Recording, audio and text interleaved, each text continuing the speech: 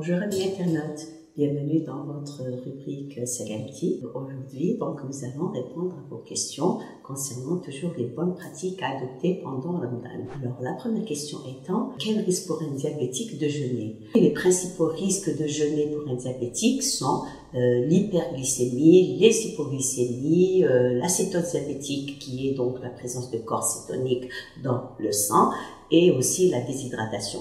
D'où la nécessité de se concerter avec son médecin avant de prendre la décision de jeûner. Pour la deuxième question, qu'est-ce qu'il faut faire quand vous avez donc des ballonnements au niveau de l'abdomen pendant le carême? Dans ce cas-là, il faut carrément corriger son régime alimentaire. Il faut augmenter sa consommation en fibres. L'incontournable et succulente charbafrique est une céréale pauvre en gluten, de ce fait plus digeste.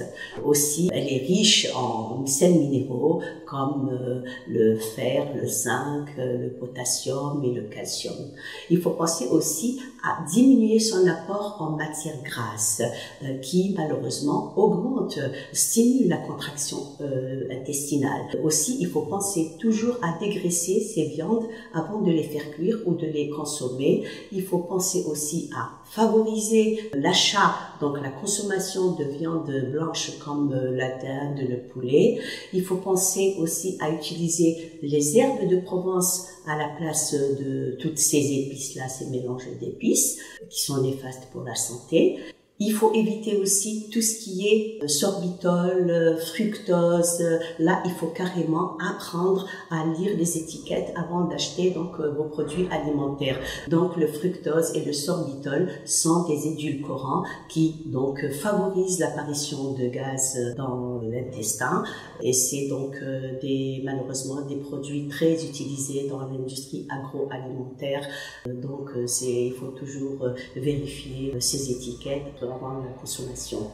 Aussi, il faut toujours penser à finir son repas avec une salade verte et des légumes frais. Pensez à boire régulièrement après votre repas et durant toute la soirée. Diminuer la consommation de thé et éviter carrément tout ce qui est café noir, aussi chocolat, etc. Essayez aussi de prendre son suhoor à des heures régulières et surtout de bien mastiquer pendant que vous mangez. Pour la troisième question, vous veillez beaucoup pendant Ramadan, vous vous rattrapez quand vous rentrez du travail, est-ce normal? Oui, effectivement, c'est un schéma classique pendant Ramadan. Il est aussi retrouvé chez beaucoup de jeunes qui voient leur horloge biologique complètement inversée. Ce qui engendre des problèmes de santé, comme la nervosité, comme le stress, du fait de la perturbation de la sécrétion de la mélatonine, qui est une hormone dérivée de la sérotonine, sécrétée par le cerveau. Cette mélatonine-là, appelée aussi l'hormone du sommeil, qui est sécrétée dans le noir ou l'obscurité. C'est une hormone qui rentre dans la régulation du système immunitaire.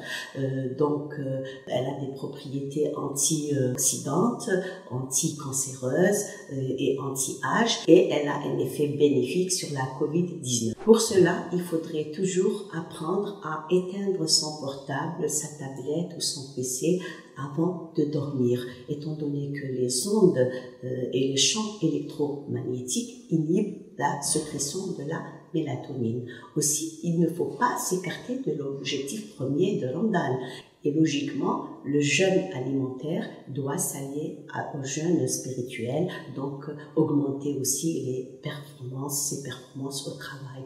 D'où l'importance de Ramadan, sinon il n'aura pas sa raison d'être. Comme il est aussi démontré scientifiquement que la privation de sommeil stimulerait certaines hormones et certaines molécules qui favorisent la survenue de maladies, parmi elles la nervosité, le stress, les problèmes cardiovasculaires comme l'hypertension artérielle, comme l'augmentation de l'indice de masse corporelle, le surpoids, voire même l'obésité, le diabète, des troubles cognitifs comme une diminution de l'attention, un déficit carrément de la mémoire Et c'est pour ça qu'il est recommandé donc de faire carrément de ces nuits en essayant de garder donc son volume horaire concernant le sommeil, donc ce volume horaire qui va donc de 6 heures à 9 heures selon les personnes. Ceci dit, je ne vous encourage pas à avoir recours à la mélatonine de synthèse. Au contraire, il faut faire ces nuits. Pour la quatrième et dernière question, est-ce que vous pouvez prendre la pilule pendant 3 jours d'affilée pour Ramadan? Sur le plan médical et selon un avis publié le 21 février par un groupe de médecins experts britanniques, donc des gynécologues obstétriciens, c'est donc ce groupe de médecins a affirmé que la prise de contraception de pilules en continu n'a aucun effet sur la santé de la femme, ni sur sa fertilité. Étant donné que les règles, la survenue de règles pendant la contraception sont des saignements artificiels, ne sont pas de vraies règles, contrairement aux vraies règles qui sont donc des saignements physiologiques chez une femme qui n'est pas sous contraception. Pour rappel, il existe 2 sortes de contraception. Nous avons la contraception, donc la pilule œstroprogestative qui est donc composée d'une tablette de 21 comprimés et d'ailleurs c'est la plus utilisée par les femmes. Et nous avons aussi la pilule, donc la contraception progestative, c'est des plaquettes de 28 jours.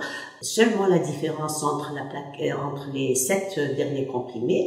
Pour la contraception continue, donc la progestative, les 7 derniers comprimés sont un placebo, c'est-à-dire qu'ils sont dépourvus de principe actif. Donc, pour résumer, la prise de pilule en continu contrairement aux idées reçues, n'a aucun effet néfaste et ni sur votre santé, ni sur votre fertilité. Voilà, chers amis internautes, nous arrivons à la fin de notre rubrique Célébrité. En attendant les prochaines, continuez à nous suivre via les réseaux sociaux, continuez à poser toutes vos questions, nous serons là et nous ferons un plaisir de vous répondre. D'ici là, protégez-vous, sortez couverts, mais ceci, n'oubliez surtout pas de garder sourire. À très vite.